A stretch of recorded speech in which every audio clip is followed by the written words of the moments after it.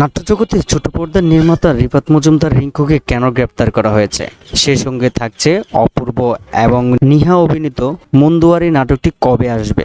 প্রথমে আসি আমরা রিফাত মজুমদার রিংকুর কাছে। কিন্তু হঠাৎ করে কেন রিফাত মজুমদার রিংকুকে পুলিশ গ্রেপ্তার করে নিয়ে গেল, তার সঠিক তথ্য এখনো পাওয়া যায় নাই। কেউ বলে যে তিনি আওয়ামী লীগ করতো, তিনি ছাত্রলীগ ছিল, আবার অনেকেই বলে তিনি নাকি শিশু হত্যার মামলাটাকে নিয়ে গ্রেপ্তার করা হয়েছে, কিন্তু সঠিক তথ্যটাকে এখনো পাওয়া যায় না।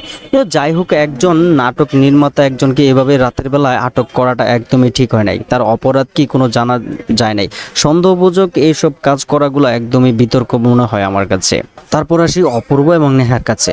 অপূর্ব এবং নেহার মন্দুয়ারি নাটকটা অনেকদিন আগেই তার শুটিং কাজ শেষ হয়েছে, কিন্তু কেন তা এখনো নাটকটা রিলিজ করা হয় নাই। এই নাটকটা খুব ভালো একটা নাটক, রোমান্টিক নাটক বলা যায়। কিন্তু নেহা এবং অপূর্বর তার কেমিস্ট্রিটা খুব ভালোই ছিল, কিন্তু তাদের নাটক এখনো রিলিজ করা হয়নি কেন? হয়তো কোনো ঝামেলায় ছিল।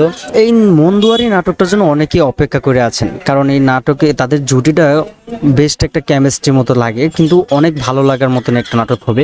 আর যতটুকু জানলাম এই নাটকটা রিলিজ হতে একটু সময় লাগবে, কিন্তু সঠিক তথ্য এখনো পাওয়া যায় না যে কবে কখন রিলিজ হবে। সত্যি অপূর্ব এবং নেহার জুটি সত্যি ভালো লাগার মতনই। আর যারা এই জুটির নাটক পছন্দ করেন তারা অবশ্যই অপেক্ষায় থাকবেন কখন আসবে। আমার কাছে মনে হয় যে মন্দুয়ারি নাটকটা বেশ ভালো লাগবে। আর তাদের যে ট্রেলার বা তার যে গসিপগুলো দেখলাম আর পড়লাম, আমার কাছে বেশ ভালো লেগেছে। আশা করি সবাই আমারকে সাপোর্ট দিয়ে আমার সাথেই থাকবেন। আল্লাহ হাফেজ।